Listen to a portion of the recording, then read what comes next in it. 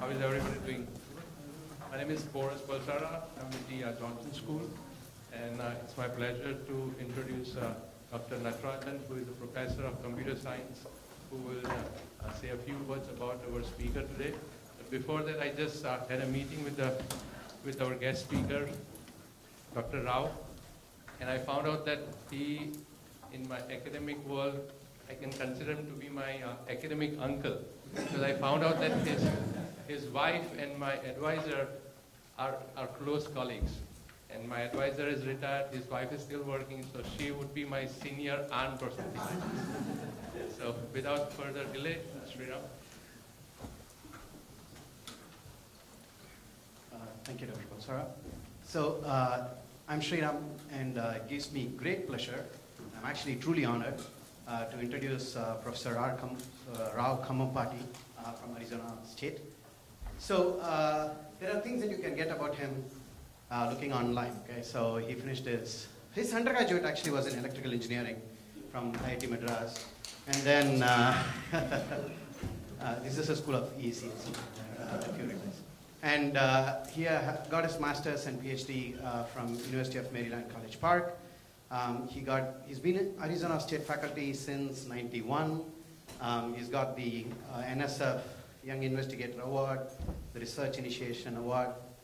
He's the fellow of AAAI and AAAS.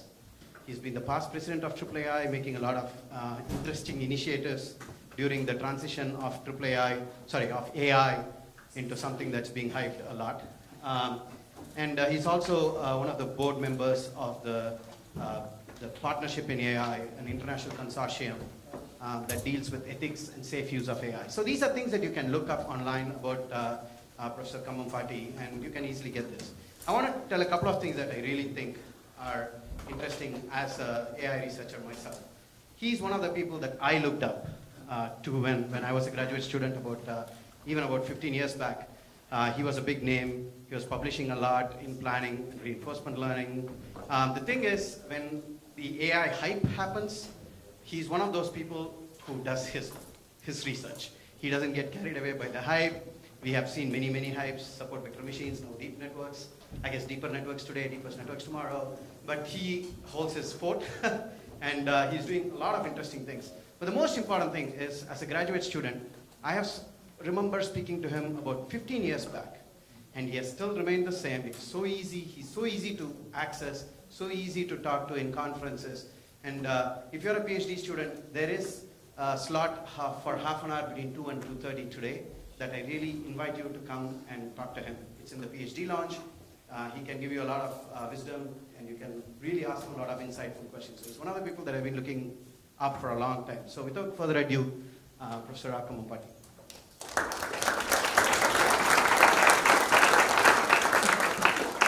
Thank you all for inviting me, and thank you very much for the kind introduction, Sriram. So with an introduction like that, I have nowhere to go but down from here on. So let's start going down.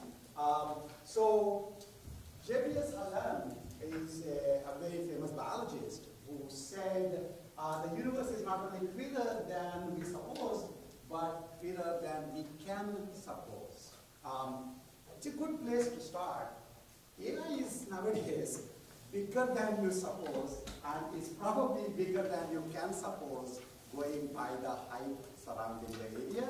AI has been seen with a new electricity by Andrew Ng, and Sundar Pichai had to do one-up on Andrew because he was just a Google employee, so he said it's bigger than fire and electricity. And then AI, of course, has been likened to God by Tony Lewandowski, who I think might be in jail now, but pushing AI. There is almost, if you're a company and if you're not using AI technology, or at least cannot claim to be using AI technology, you are out of a company nowadays. This is my favorite AI rig, which apparently is a smart electronic toothbrush which provides real-time feedback to improve brushing habits. So imagine AI working right on your teeth, and I just hope it is aligned to your values. So of course, on the other side, AI also has been, caused a lot of worries to people. AI is a bigger threat than North Korea, it's been said, and that it might be starting the Third World War, and that AI could be the worst event in the history AI is likely to destroy humans anyway. So generally, AI has, just like my talk, has nowhere to go but down. It's really been hyped up quite a bit. And you know, academia is obviously the one that is more careful about not going overboard. So not surprisingly, MIT plans to start a college just for artificial intelligence. Carnegie Mellon has started an undergraduate program in artificial intelligence. China is unveiling a high school book on artificial intelligence. India is supporting middle school education in artificial intelligence. And I think you see where this is going. At Arizona State University, we have realized this is not sustainable. It's too little too late. You need AI when the kid is in the womb. And so we started in utero AI program. And so by the time, you know, all this nonsense about, you know, Brahms and Mozart cassettes being, put to the kid, that's no use. I think you should do a bunch of deep learning lectures, and you know, I think the kid will be ready to go forward. So anyway, so there is all this hype surrounding AI. So the beginning part of my talk, a little small part of it, I want to at least get us all on the same page about why there's so much interest in AI, and then I will go into the main part of my talk, which is human-AI interaction. So I know this is a technical audience, and you probably won't need this, but I do find this particular perspective to be kind of useful to say that in trying to understand why everybody is talking about AI right now, it's quite useful to remember the way human kids show intelligent behavior. Kids will start in when they're born. Basically, they start showing perceptual and manipulation intelligence. They're able to recognize their parents. They're able to put every possible thing into their mouth. That's like their dominant mode of interaction with the world. Then they show emotional intelligence. Then they show social and communicative intelligence. And then finally, at some point of time, they start showing what we consider typically intelligence, the cognitive and reasoning abilities that seem to basically get tested in SATs and your GREs, and then you go to schools and so on and so forth. Keep that in mind. So AI's progress towards intelligence, AI as a discipline existed, not surprisingly. I mean, for most of you probably are familiar with it. In fact, I think AI is one area which can actually show a specific meeting and say we were born on that particular day. You know, physics was not like that. AI, there was this conference in Dartmouth, workshop in Dartmouth that McCarthy, Minsky ran, where essentially the field got its name, artificial intelligence, right? But the last time around, you had this kind of a hype around AI was in the 80s when there were expert systems, which was doing cognitive reasoning tasks for, you know, that basically automating these reasoning tasks for the companies.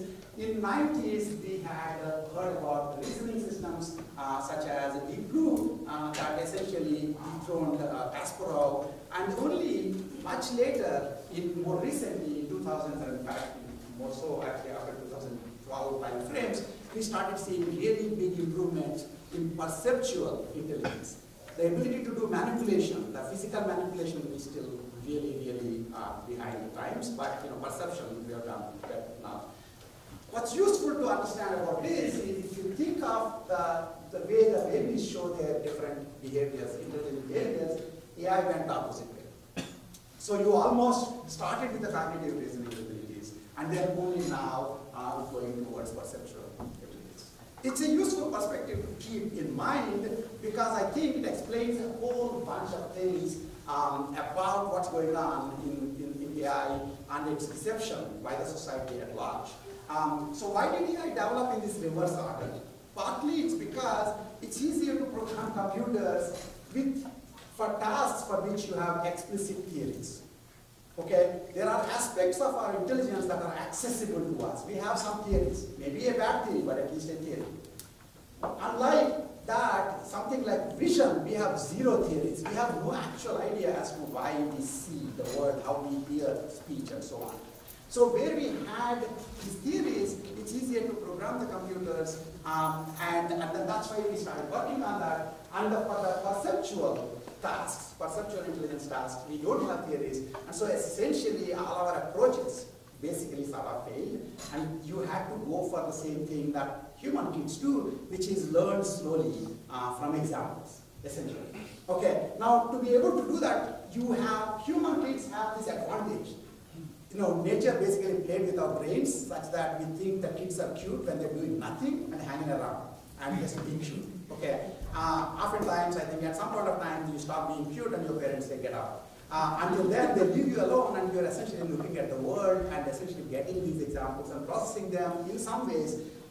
Yeah, I couldn't get there until very recently.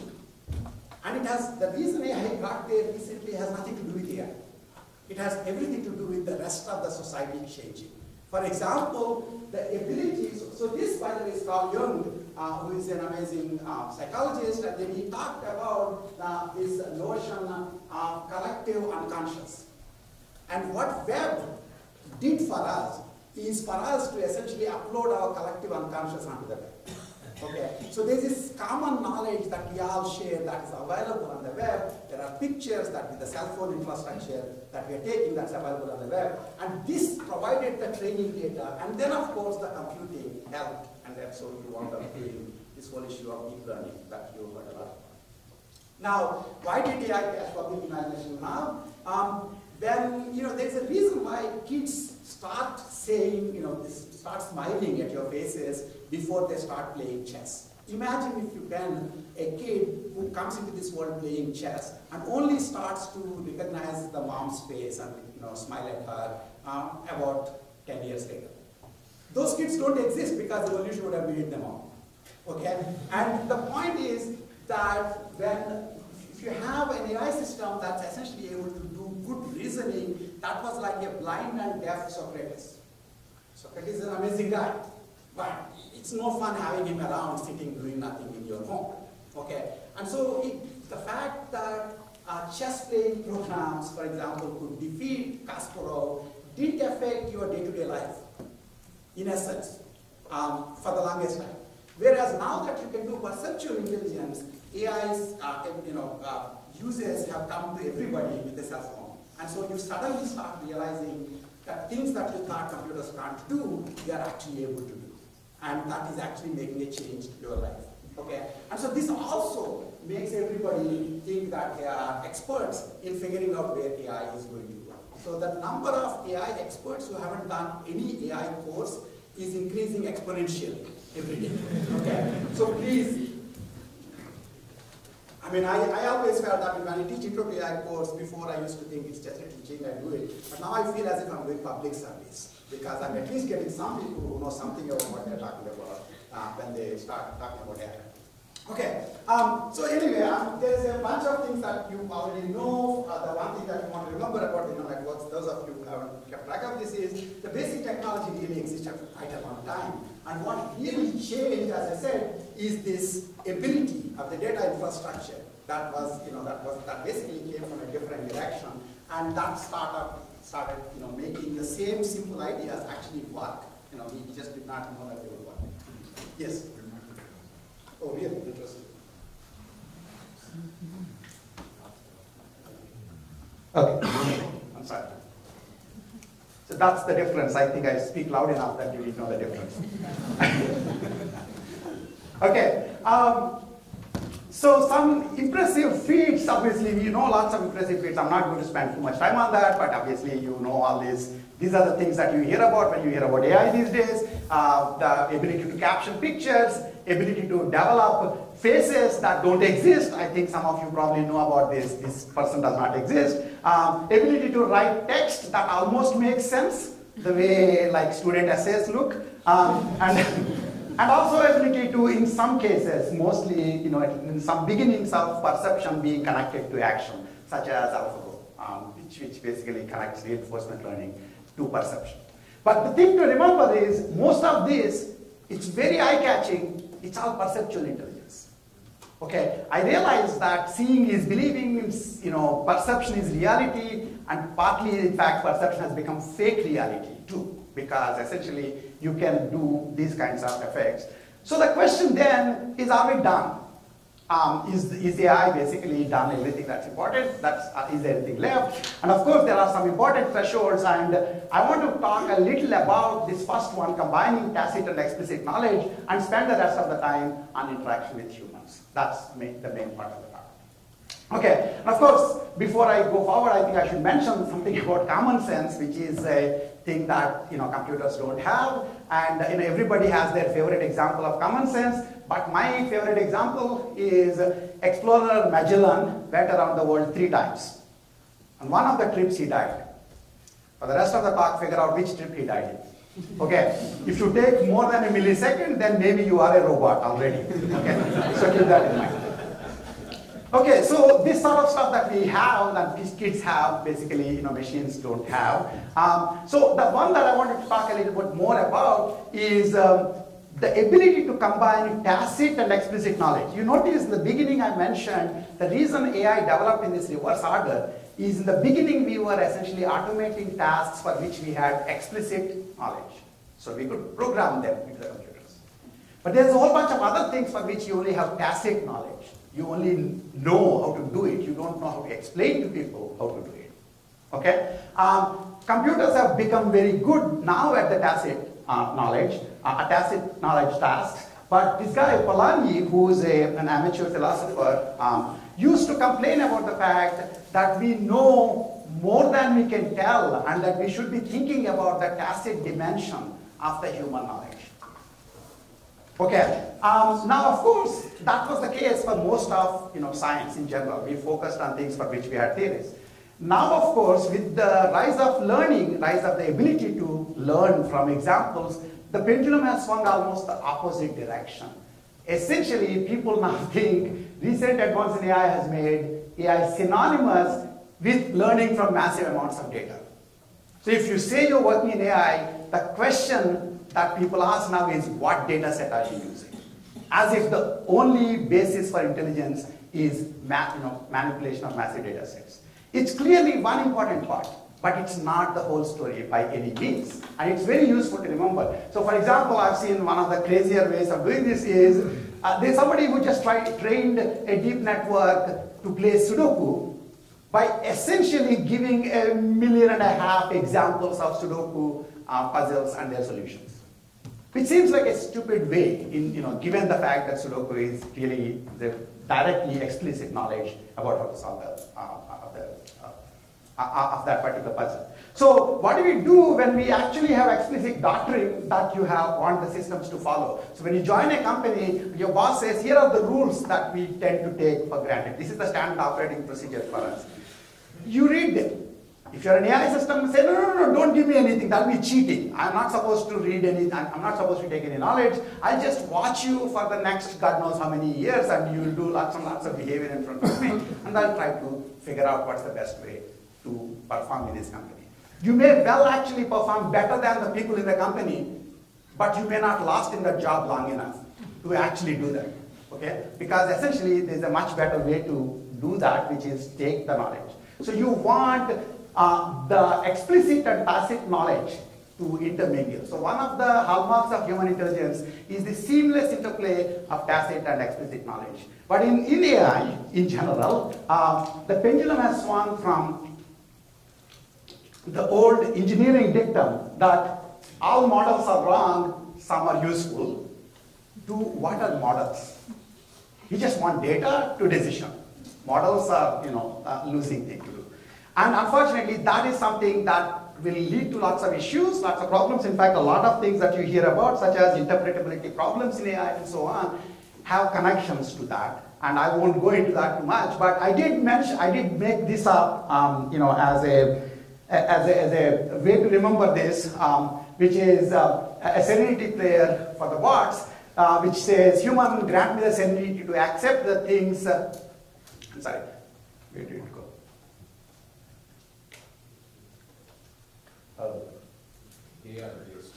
Yeah, I think the bot didn't like what I did. This thing seems to have frozen. Yes, sorry. Oh, it's just going into its own way. Oh. Okay, now, yeah, sure, thank you. Grant me the ability to accept the things I cannot learn, data to learn the things I can, and wisdom to know the difference. Not everything is just a machine learning problem. Okay, you need to have the knowledge and the learning combined, and it's a useful thing to have in mind in understanding the state of AI. Okay? So the other, of course, in terms of the other thresholds, I mentioned common sense and the ability to deal with incompleteness, and of course sample efficient learning. Much of the learning, even from the data, is highly sample inefficient. We learn from millions and billions of images, so you want to improve that. But then the one that I'm going to spend my rest of the time is interaction with humans, which is closer to my heart. So there's so many news items about AI. The one that I really like is this kind of news items where basically you have this breaking news about AI helping old lady cross the street, playing with kids, cooking food, hanging around sans drama. And you clearly see this is CNN news article, but you're wondering how come I didn't see it.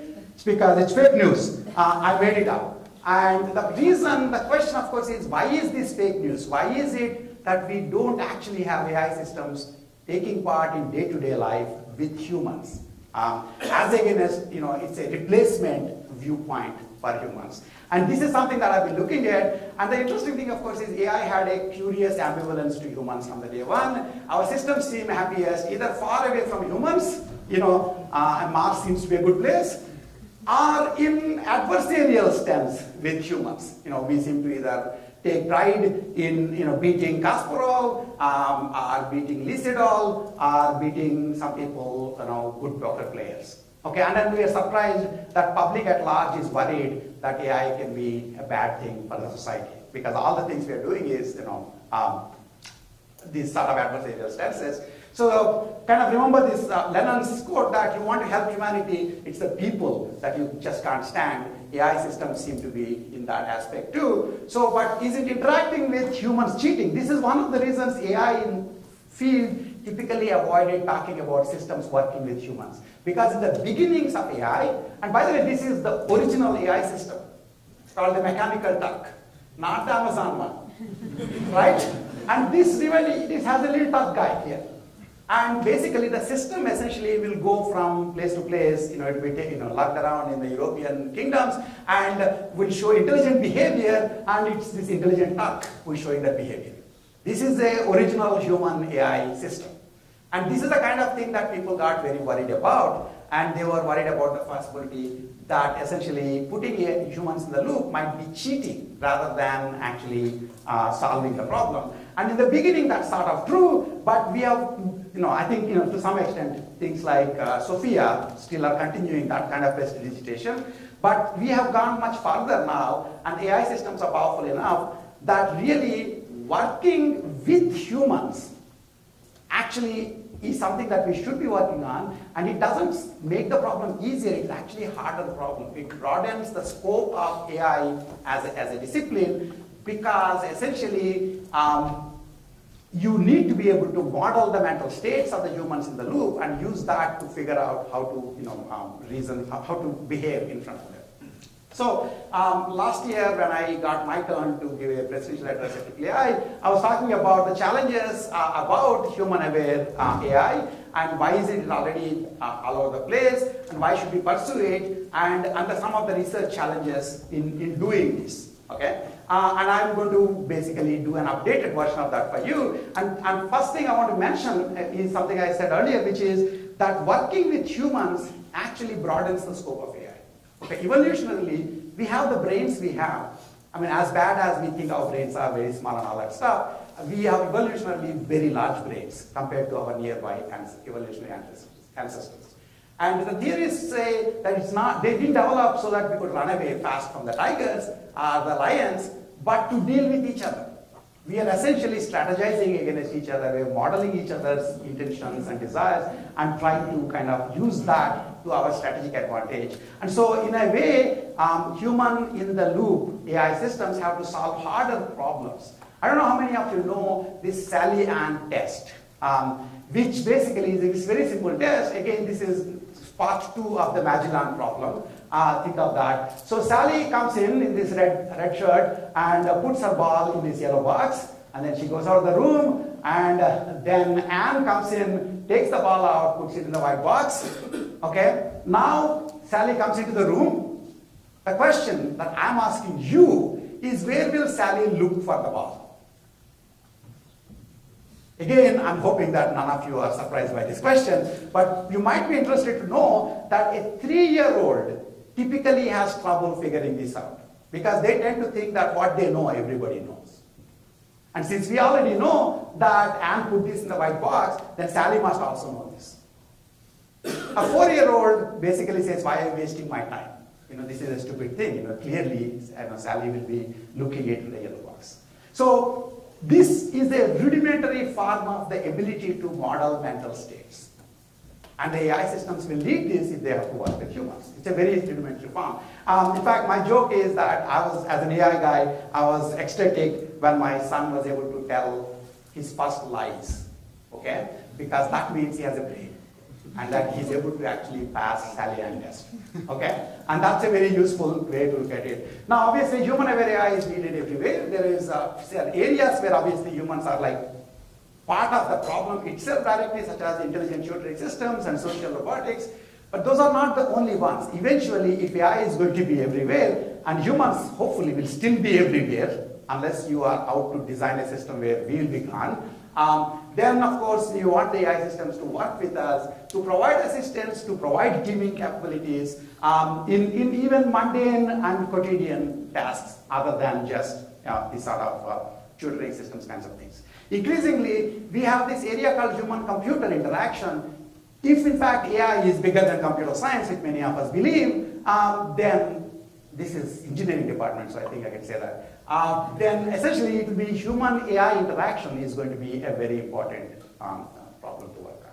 So when I was running the Ichkai 16, a couple of years back, we basically made the special thing to be human-aware AI with the punchline that why intentionally design a dystopian future and spend time being paranoid about it, essentially. You want upfront human systems to work with humans. And then, of course, there's on the field, basically, now AAAI had a special track on human-AI collaboration. The Partnership for AI, which was mentioned, I was on the board of directors, and they have these 7 thematic pillars, and one of the pillars of the things is collaboration between people and AI systems. Okay, so there is a bunch of interest in that. So what changes? I already mentioned that you have to do mental modeling. If you are taking an intro to AI course, you will see something like this in the beginning. This is an intelligent agent design. The point, of course, is if you have humans and you are trying to model their mental state, then everything pretty much changes. You have to track it as part of every part of that intelligent agent architecture. I won't drag you through this because you probably have to take the intro to AI anyway. But the point is, it's not a simple thing that you can add 5 ounces of human awareness after your system has been built. You have to take that into consideration when you are building your AI systems. So we have like a paper on some of the challenges and that come up in this. What I would like to do in the remaining part of my talk is to focus on some of the specific challenges that come from the planning perspective, the ability to plan a behavior and show that behavior in front of the humans. Partly because, as Sriram said, I'm actually a planning guy, and to me, in fact, that's the main problem that you have to solve when you're trying to decide what's the next action that I should be doing in the world. And the primary challenge in the case of planning is modeling and reasoning with the human mental models. And this involves modeling and managing the mental state and modeling and managing humans' model of your system. So there are 2 things that I'll repeat it again, but first you need to understand what the human is trying to do. The second, equally important, is you need to understand what human thinks you are trying to do. Because that second part is what becomes important in showing behavior that is comprehensible to the humans in the loop. Okay? So the kinds of work that we do in doing these tasks involve both human-robot interaction of that kind of a demo that I'll show you later, and also human AI system, software system interaction, where basically the decisions are being made by the human, and the system is helping them completing those plans in terms of making the decisions. Okay, so those are the kinds of use cases that we work in our system, in our research. So coming back to the basics, if you have a single agent, essentially it has a model of word that it's using in deciding its behavior. So that's the MR, the robot's own model of the world. And next that's basically a single agent planning. Now the moment you introduce human into the loop, the first model, additional model that it needs to have is human has their own model of the world and the model of the task. The robot needs some approximation of that. In some cases, it has to learn this incrementally. In other cases, this might be available at the beginning of the task. For example, something like a search and rescue scenario. Let's say you would have up front, both of them will have the map of the environment they're working in, but the robot's map will change because it actually has more up-to-date information as time goes on. Okay, so it needs to know what the human's model is. So that part, once you have this additional model, the second model, it allows the agent, AI agent, to anticipate human behavior in order to assist, avoid getting in the way, and also provide teaming capabilities. So that's the things that you can do if you know what the human is trying to do. A third thing is this second order regress, which is the human himself or herself has an idea of what the robot's model of the world is. And you need an approximation of that. The AI system needs an approximation of that too. That's what winds up being important for the AI system to conform to the human's expectations as to what the behavior is supposed to be shown at that point of time. And also, if you actually wind up doing something that surprises the human in the loop, you need to provide an explanation as to why did you do that.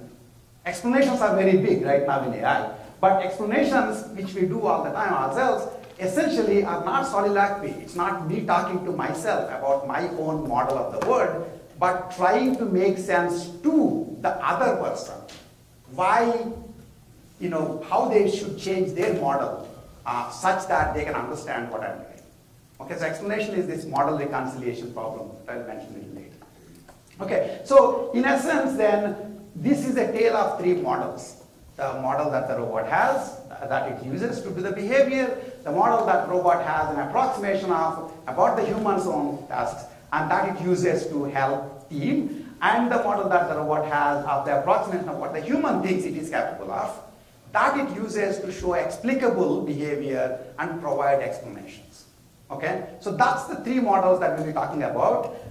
So first one, obviously I'm not going to give you a lecture on planning, which is how robot uses its own model to do reasoning in the world. I would just assume you know that from other places. So I would focus on having the second model, which is the human's capabilities. This, of course, teaming, the fact that teaming requires modeling the human, this is not surprising. This has been known. I mean, as I said, Salient test is part of that. It's just, it hasn't taken part, hasn't had as much of an impact within AI, but it's changing now. Theory of mind ability basically to assume that the other has the other agent you are handling with has goals and desires and their own beliefs. This winds up being very important. And using that to recognize their intentions and to project your own intentions. These all become important, and we have done work in all those pieces. What I'll try to show you is a couple of demos that might drive the point home. So this one basically, there are multiple ways you can recognize, project your intentions by essentially talking to them. That's what we do typically. But you can also use other modalities. So, in some work that we have done, we have used the augmented reality, abilities, and even also brain-computer interfaces. Even the simplest brain-computer interfaces can be used to recognize intentions and project intentions using augmented reality. Let me show you an example. So here, this is like intention recognition with emotive headset, which is just a simple brain-computer interface. It's not the kind of thing that neural link that Elon Musk is paying billions for. That's not yet there. But even the things that are available can help you reduce, actually the need to talk explicitly. So in this particular case, this guy is happy because he was sort of saying, I want to work with this particular block, and so that, keep away from that. And the moment the robot actually was able to catch that and it started doing its tasks without, getting into a resource contention with the human, he was happy. Of course, he probably also was happy because it did hit him. But in general, it winds up being a way of communicating, in this case, intentional recognition. You can also do intention projection. In this case, again, you can talk. That's a possible way. But in this case, we were looking at projection using HoloLens, the Microsoft HoloLens, where basically you get to see, the human gets to see what's in front of them, plus also sees additional information being projected by the robot. And that can be used to do a whole bunch of things, including the robot saying, I want to reserve this particular resource, or that this is my sphere of influence in terms of when I'm moving my hand and so on. Those sorts of things increase the effectiveness of the interactions. There's a paper in IROS last year that talks about how these abilities can be used to support execution between human-robot interaction in the combined execution between humans and robots. So in this particular case, basically, it's sort of saying, I want to use R by putting a little arrow in it that you can see in your HoloLens. And using that sort of cues, you can do projection-aware plan execution where the robot can essentially give an idea to the human in the loop where it is going so that they can get out of the way and avoid contention for the resources. Okay. Yeah, so, and also it actually has uses in the interactive plan execution. So for example, here if the user wants the green block for themselves, they can use the HoloLens thing to pinch that particular block, and so that's the way they can reserve that, and then that can be taken into account in the reasoning to avoid doing resource contentions. There are a bunch of other kinds of such capabilities that you can do. So actually these kids went a couple of years back to the Microsoft Imagine Cup national finals with this system to essentially allow for factory interaction between humans and robots. Now the second part that I mentioned is the third model, which is the humans, the robot's approximation of the human's model of its capabilities. So there's a regress here, okay? So basically the robot and human might be, the AI system and the human might be having different task models of the task in front of them. And as a consequence, plans are the behaviors that the robot sees as obvious and optimal might actually be inoptimal and incomprehensible to the humans. Okay, so the confusion arises because the plan that you made that is correct with respect to your model winds up being inefficient or inoptimal in the human's approximation of your capabilities. And so in that case, essentially your plans will become inexplicable. And there are two things you can do in this sort of a scenario. The robot has two options. One is it can do explicable planning, where you'll say, I know what is a better thing for me, but to avoid confusing you, I would deal with your model and make my plan be optimal with respect to your model. Okay, so you have an idea of what my capabilities are. Presumably you think that I cannot fly, levitate, let's say. Now suppose I actually can levitate and I need to go to that chair. The most optimal way may well be to levitate to that chair. But then since I take into account your version of my model, and I don't want to spook you, I might just do the good old-fashioned walking to the chair. Okay? That is inoptimal with respect to my model because I can levitate. But I'm doing this so that you would not be spooked by my behavior. So that's basically explicable planning. But in doing explicable behavior, oftentimes you wind up incurring a cost. Because you know that that's not the best behavior for you, but you're doing it so that other people can understand. The other person in the loop can understand. So then comes, sometimes you can't take this hit on the efficiency. So instead you will do what you can do. So for example, my other contrived example is, you probably don't think that a speaker during the talk should be jumping up and down. Okay, and so if in fact a big bee was to start biting me in the back of my head, I can do one of two things: just suffer through it, just so that you guys won't be spooked, or start jumping up and down because the bee is actually biting me, and then start yelling at the top of my voice, "There's a bee biting me." That's my explanation, and then that sort of makes you realize why I'm showing this crazy behavior. This is sort of reconciling my model to yours. Okay, so the plan explanations resolved this perceived suboptimality by revealing the relevant model differences. What I did in my case was I just told you the one piece that is different between your model of me and what is actually happening to me. there's this big bee biting me. And once I do that, you say, oh yeah, that makes sense. I would have done the same thing. Okay, so in some examples that I'll be showing you, I'll be using, when I say models, from there, any kinds of models can be used. The specific models that we focus on is precondition effect models for an agent. So an agent with an action, a bunch of actions that it's capable of doing, and its preconditions and effects of those actions. And you notice that there is, in this particular case, the fetch robot has a model of how to do carry on. And one of the things it would do is, if it has to go from place to place after picking up something, it would have to kind of carefully put its hand underneath and then move. Which is kind of surprising, because you would assume that once you pick up, you just move. Okay? And the reason that is important for the robot is that in this particular case, it will actually get unbalanced if it is holding its arm out. We found it in the hard way. You see a damaged robot because it fell down the first time around. And so you basically, there is a different model that the robot has and the human has. And when the robot is doing these contrived motions, it needs to kind of tell, well, there is this hand crouching. That is a precondition for moving for me, because otherwise I'll tip out. Okay, so that's going to be your, kind of an example to take into mind.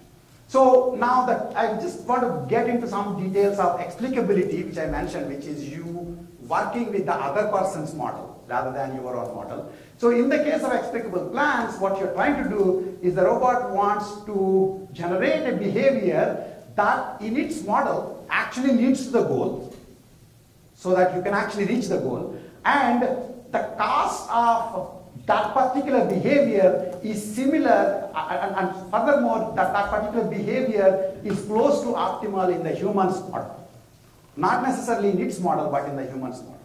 Okay? So this part can be done in two different ways. One, of course, you can think indirectly in terms of cost. The other you can do is try to make your plan be as similar to the plan that human would have come up with, given their different model of the task. Okay, so to give that as an example here, we are looking at a simple simulated search and rescue scenario. Here, essentially, they both start with the same map of the environment, and but then, of course, it's supposed to be a search and rescue scenario, so there may be parts of the map that the human thinks are passable, but they're not actually passable because there are debris, the fallen there. And so the robot essentially cannot go through those paths.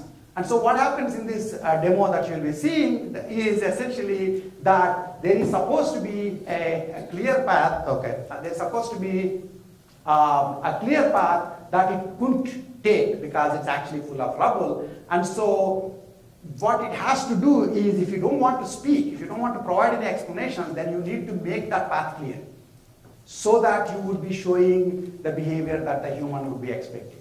Okay, which is something that we also do. For example, let's say you're supposed to pick up somebody from somewhere and you don't have their communication, there's no way of communicating with them, and you got stuck somewhere, you will still find a way of picking them up in the place that you have originally agreed to, because there is no other way they would know where you're going to pick them. So in this particular case, the robot essentially wound up doing an inoptimal behavior that is optimal for the human, because that's what they would have expected the robot to do. In doing these explicable plans, you essentially have the cost of the plan that you're trying to minimize, not just the cost of the plan, but the cost of the plan for the robot, plus the distance of that plan from the human's plan. Okay, that's what I was saying in terms of reducing the confusion. If the robot doesn't have access to the human's expectation model, that's where the learning part comes in. You are essentially trying to sort of generalize, sort of learn the expectations that the human has about the parts of the plan that are being explicable. So in some work that we have done in ICRA 2017, we basically try to learn this distance metric approximately as a labeling process. And then, given a plan that you are generating, you can simulate, the AI system can simulate whether or not this plan would be interpretable to the human, because you have the labeling process that the humans are using that you learned from the data earlier. So that's a way, in fact, instead of using explicit models, you will be essentially doing this sort of a model-free way for the human. Okay? So that's that labeling process. And in general, in trying to learn these sorts of things, one of the interesting points to keep in mind is learning human models. Coming from, AI has obviously these two aspects, and coming from the traditional AI planning side, we expect causal models, okay, which are actually kind of interpretable. You have a sense of why the preconditions effects are needed, but then they are harder to learn than correlational models. When you are learning from the data, you don't get causal, models. And so the interesting question would be how to essentially do planning and behavior generation from correlational models rather than from causal models. So this is sort of a machine learning starts on this side, only starts, it starts from the correlational side. Reasoning typically tended to go from the causal side. And if you have to move to the middle so that in fact you can actually get by with the knowledge that you have.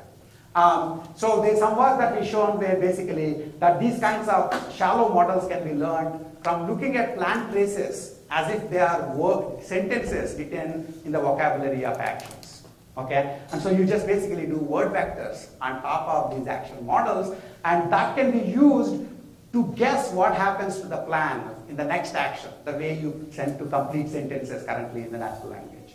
And that turns out to be one of the more interesting things here. What these curves are showing is given the same amount of data, you can actually do better performance on the end task of plan completion if you don't mind getting by with correlational models from these action vectors than if you do causal models with precondition effects, okay? And it turns out that's partly because the shallow models can avoid overfitting. You essentially have fewer parameters to learn. There's actually a variety of definitions of interpretable behavior. One of the ones that I mentioned here, which is explicability. In a paper that's coming out in ICAPS this year, we look at other competing definitions and try to put them all together in a coherent framework that those of you who are interested might look at that. The next part I want to mention is explanations, which has model reconciliation, where you cannot show you don't want to show the suboptimal behavior, you want to show the behavior that's more optimal to you, but then provide the delta between the models that will make the human understand your behavior. So this is the same example as before, but this time instead of kind of cleaning up the path, the robot is essentially taking the path that is cheaper for it, the more optimal for it, which is the roundabout path, and then it's providing an explanation. And if you had the audio, it would be basically saying that particular path is blocked. That's why this is the closest second best path. Okay, so what's happening here is that the explanation here is in terms of the model deltas. The reconciling the models is what the explanation process is. Now, AI and explanations are all over the news now. We are very worried about explainability of AI systems. Oftentimes, explainability is done in terms of debugging of an AI system that you have written. Okay, so for example, you have a machine which says this is a Siberian Husky. You say, why do you think it's a Siberian Husky? And it will put a little circle around the snow on the ground and say, that's why I think it's a Siberian Husky. Looks cute. But when was the last time you asked a friend, why do you think this is a bottle? If you never ask each other, we never ask each other for explanations for why we see something or why we hear something. On the other hand, we ask for explanations on the decisions. Why did you take this flight? Why did you come this time in the morning? These are the things that we'll ask. And the pointing explanations that XAI does essentially won't scale because you will then have to point to the space-time tube, essentially. And so in some sense, the explanations are critical for collaboration, but they are not just debugging explanations. They are not solidarity by the agent. They are about reconciling your model to the human's model. And this idea of explanations also fused closely to psychological theories of human explanations. For example, Tanya Lombroso has some desiderata for human explanations, and the kind of model reconciliation that we do has those capabilities.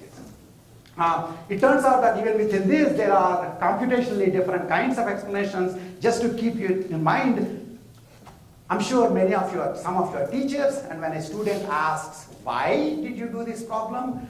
I'm sure you went through this thing, okay, here, take my head, then you'll understand. Okay? That's a model reconciliation. Just take my head and you'll understand what I did. That's a stupid model reconciliation, because oftentimes giving the entire head until we have USB sticks on our heads is actually very costly. So you want to provide the minimal differences that you have to change the student's model such that they too will see that the particular reasoning that you did is correct. Okay, so the model path explanation just says gives the entire model. That's actually computationally very cheap. There's nothing to think about. But communication-wise, it's very costly. But then things like minimal complete explanations, just computing explanations that are minimal, that will get them to realize that the thing that you did is optimal, are harder computationally. But those are the ones that are cheaper communication-wise. And then they have these properties of these models. The one other thing that I want to mention is that underneath the hood, generating these explanations involves search in the space of models. And this is a hard search, okay? But explanations are not supposed to be easy either. One of the things that we show in the HKI paper is that this search has some interesting structural properties that can be taken into consideration to make the search more efficient. It's still quite hard, but it's more efficient. A second thing that I want to mention is I made it sound as if explicability and explanation are two very different things. You can combine them. One of the things I can do is, if this is my model, this is your model, I can say a few things to get your model to here, and then do explicable behavior with respect to that model. So I'll go halfway by talking to you, and the other half I will do optimal behavior with respect to this changing model. This is again falls in the same framework. So you can trade explicability and explanation by essentially combining communication as well as optimal behavior with respect to that. It turns out actually that explanations are essentially actions. Communication is an action. And it just turns out that it has very few causal effects. When I talk, the bottle doesn't fall off, but your brain is changing, hopefully. Okay? So these are called epistemic actions. And explanation actions essentially can be put as part of the plan itself. And you can have a bigger search which brings into account both the explanatory actions as well as the causative actions. And that would be the cleanest way to combine both of them, and we have some work on that. Now it turns out that this actually opens up an entire cottage industry of things. There are a whole bunch of ways in which you can extend them. I'll mention a couple of them, and then in the end, if I take any questions. So for example, you can generalize this to handle multiple humans as well as differing abstractions. If you have multiple humans, they all have different models, and so you can be explicable to one, and you might have to provide an explanation to the other. And you need to be able to do that. You may have to deal with models that are different levels of abstractions. The humans might have a more detailed or less detailed view of the world. So this one, there's an ICAPS paper. This one is an HKI paper last year that talks about how to deal with the abstractions. And of course, you can plan to project your own intentions. I sort of showed you in the beginning of the talk. I would probably not have time to show you the details about how the abstraction is done. One thing to remember is that when humans ask for explanations, they might provide a foil. This is a terminology from the explanation literature. Instead of saying, why did you do this? You could say, why did you do this when you could have done this other alternate behavior? And that would be called a foil. And the very fact that the human provided a foil might let you localize their understanding of the problem in this abstraction hierarchy. And that might help you figure out what's the kind of explanation that you will have to provide. That and the details on the niche paper. In terms of multiple models, it turns out that you can actually represent multiple models as a single model with possible preconditions and effects, so that a single model essentially corresponds to multiple possible ground models. And then there are ideas called minimal versus maximal constrained versions of these union models, and you can provide explanations with respect to them. But within planning, there is this idea called conformant planning, which is essentially trying to generate a plan sort of similar to robust control, which is trying to generate a plan that makes sense in multiple models. Here you're trying to provide an explanation that makes sense in multiple models. That's also possible. That's what the conformant explanations. The one thing that I want to mention is, we've been talking a lot about humans. Because I'm a human, I acted like I know what humans want. Engineers deciding that they know what humans want is a bit of an oxymoron. So in essence, basically, this is like psychology as introspection is a silly thing to do. So really, to do human AI, you need to work with areas that existed from the day one, human factors and psychology, where they have ways of doing these experiments carefully. So in fact, my joke is that if you say you want to build AI systems that will help humanity, but you don't know what IRB is. IRB is Institutional Review Board. You have to fill this large number of forms just to make sure that you can work with humans. If you don't know what IRB is, you have no clue what you're doing because you're essentially not testing it on humans in any clear way. So in our case, we actually work with human factors people. In particular, Nancy Cook is a close collaborator. I work with her. And an example of some of this work is going to be presented in the Human-Robot Interaction Conference this year in March in South Korea. That actually showed through careful experimentation that in fact the kind of explanations that we generate are similar to the kind of explanations people are sharing with each other in a human-human scenario. And furthermore, that making explicable behavior reduces the need for explanations and vice versa, which is both things that I assume are true, but can be actually shown by examples. Now, humans in the loop, actually this whole thing brings up this whole question of, can you trust AI systems? Trust in autonomy is like a huge issue right now. Everybody is worried about this. Trust is a long-term phenomenon. I don't think I have a single answer to how to make sure that the trust will develop, but inexplicable behavior and inability to provide explanations will certainly reduce the trust. So that is something that's connected to the trust. The other thing, people are always worried about AI killing everybody. This is like, Elon Musk, when he's not tweeting, is worried mostly about this stuff. But they tend to think that the AI will come with some thermonuclear bombs and kill us. Thermonuclear bombs existed before AI. That's a stupid way of killing people. If you really want to use your brain, you manipulate their mental models. I always thought pickpocketers are smarter than the guy who shows a gun and says, give me money. It requires very little brains to show a gun. It requires a lot more modeling of the mental state to actually effectively pickpocket.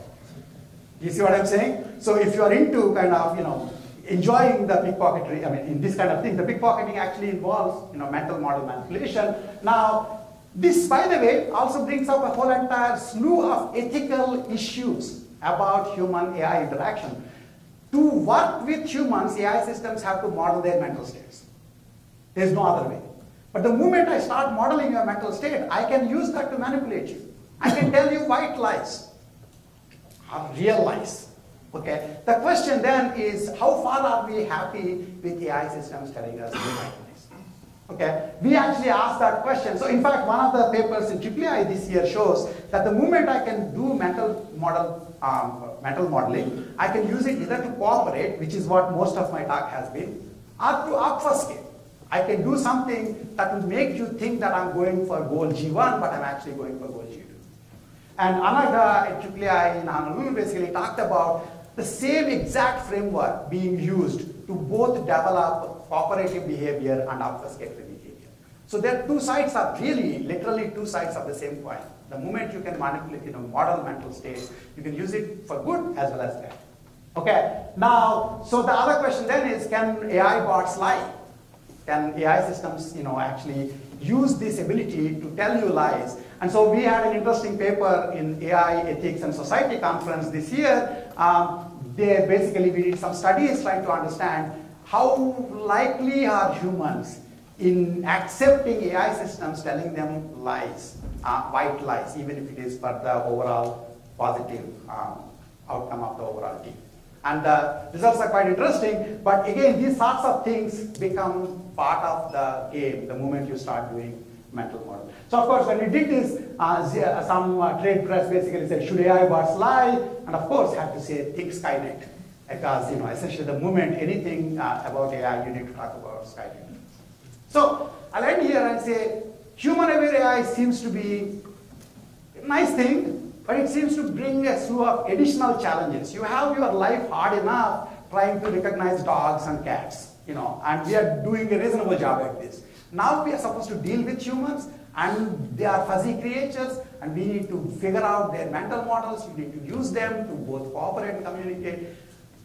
Is this worth it? And the question is, first of all, research. We are all researchers. We are masochists. More problems, the better for us.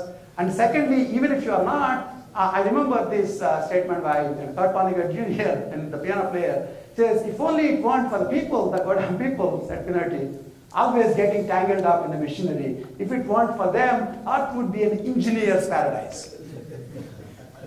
Earth would also be an AI person's paradise if the humans weren't there. But some of our best friends are human, right? And they seem to be nice people. And we want to get along with them. We want to develop a future which has a place for us, as against let the future be developed where essentially we'll all be in some other planet and AI systems running stuff.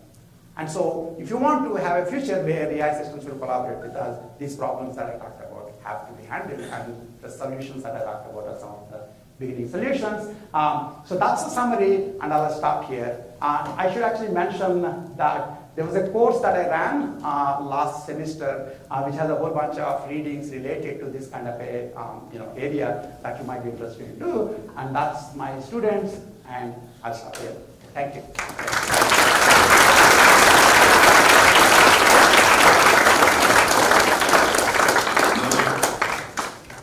Thank you for a great talk. We have time, 5 minutes for questions. Any questions? Yes, please go ahead.